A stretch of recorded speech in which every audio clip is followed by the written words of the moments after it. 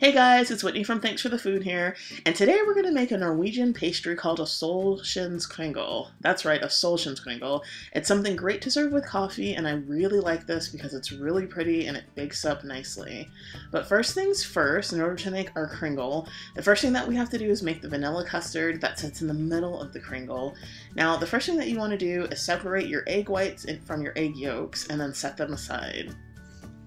And as always, you can find this recipe and many others on my blog, thanksforthefood.com. So after you separate your eggs, the next thing that you want to do is split your vanilla pod down the middle and then scrape out all of the seeds. You want to go ahead and set those seeds aside and warm up your milk.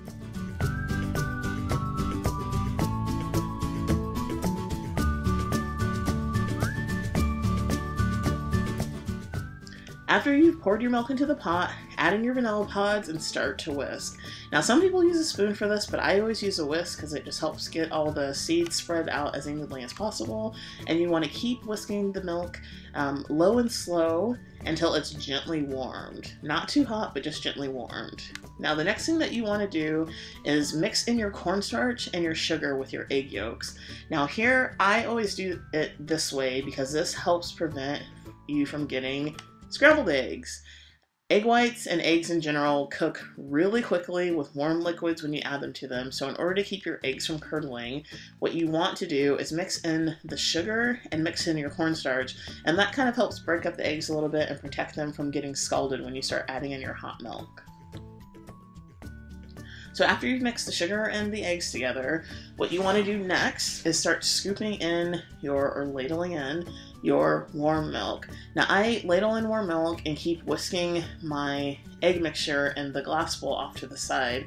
And this is again because it keeps the egg mixture off of direct heat, which again keeps it from getting too warm, but also because it slowly but gently brings the egg mixture up to temperature, which again just gives you another layer of protection.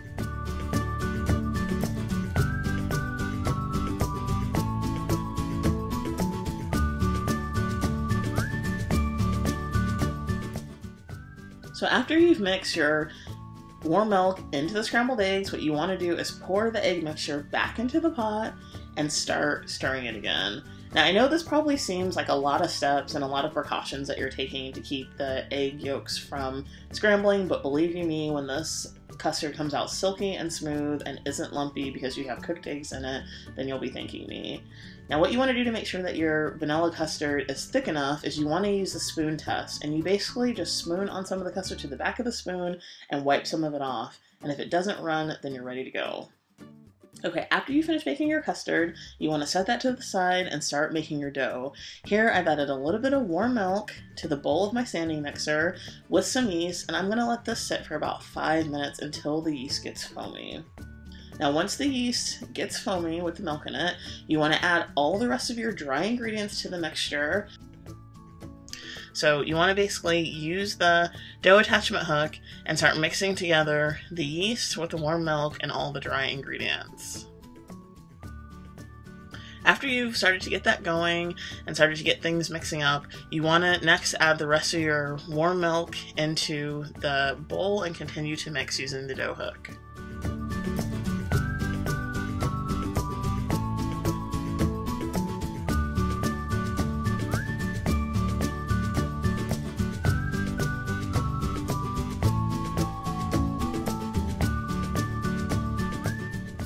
Next thing, after you've started mixing the dough together, you basically want to add in your egg. Now, I just add in one egg whole into the bowl. Some people like to crack the egg separately to prevent getting egg shell into the cracked egg mixture, but you can go ahead and just crack it in if you know that you're not going to get any egg into the mixture. And then you want to continue to mix it until the dough starts to pull away from the side of the bowl. Here I've just kind of stopped the mixer so you can see how sticky it is, so you get an idea of what you should be looking for. After you've mixed the dough until it starts to pull away, now you want to add your butter. And it's really important that you add your butter in as the last step because fat conflicts with gluten formation, which means that if you add in the butter before the gluten strands have already started to form, they won't form at all, and you won't get that nice stretchy pullback, and you won't get that really nice soft yeasty doughy feel that we all love when we have pastries. So add your melted butter in last. After you've added in your butter, you can see here how the dough is going to look. It's going to be a little bit sticky, but that's totally fine because you're going to need it on a floured surface. But it should be a little bit sticky, but not too much, and it should have lots of give and pull. And again, that's because we let the gluten strands form first and then added the fat, i.e. the melted butter, afterwards. What you want to do next is cover the mixing bowl with a tea towel and a plate and let it proof for about an hour until it doubles in size. Now after you've added the butter and let it knead a little bit, now you want to just knead it out on a floured surface. So the main thing here is that you basically just want to, again, help the gluten strands form a little bit more, smooth the dough out, and get rid of some of the stickiness.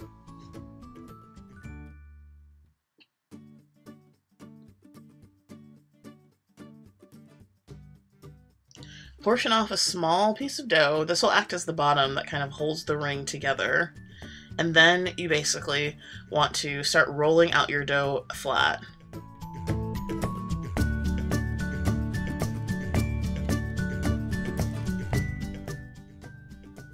So after you've rolled your dough flat, you basically want to start spreading on your butter and sugar mixture onto the entire thing. And then starting from one end, you want to start to roll it up into a log. Remember those days of playing with Play-Doh? Those will come in really handy here, because you basically want to roll this into one big log.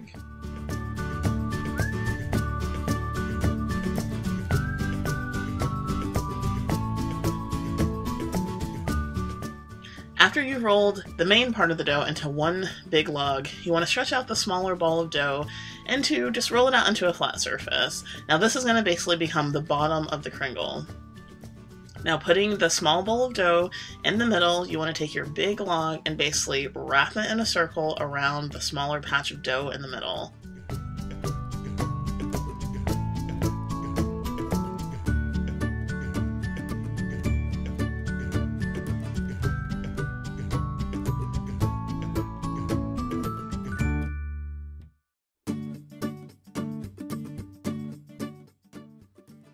So for the rest of this video, I'm pretty much going to just let you guys watch it to see how Oyvind cuts this kringle and how he shapes it. It's pretty much self-explanatory, and it's a lot easier for you to actually watch him do it step by step than have me explain it and you try to watch it at the same time. So just pay close attention and you'll see how he does it.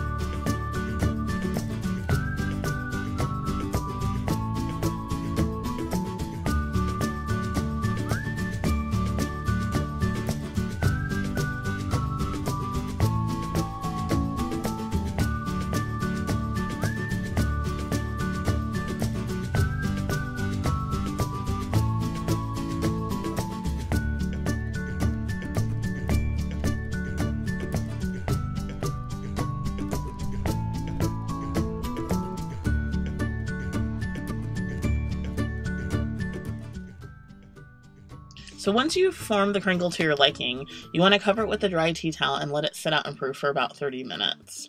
After you finish letting the kringle proof, you want to cover it with your egg wash. Now this is basically just one egg that's been beaten, and it adds a nice gloss and shine to the pastry when it cooks in the oven and when it comes out. After you've added the egg wash, you want to fill the center of the kringle with that delicious vanilla custard that you've made. I really like mine filled all the way up to the top. My boyfriend doesn't like it filled up so much, so we settled on somewhere in the middle.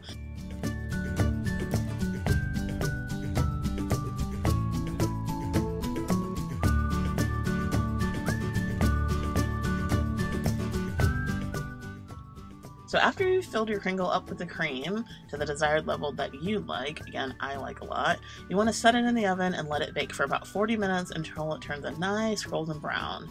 The next thing that you want to do is drizzle your glaze over the top and let it cool slightly before serving. This is a great recipe to serve with coffee, and especially when you're looking for something Norwegian. This is Whitney from Thanks for the Food. Thanks again for watching, and you can find this recipe and many others at thanksforthefood.com. Bye!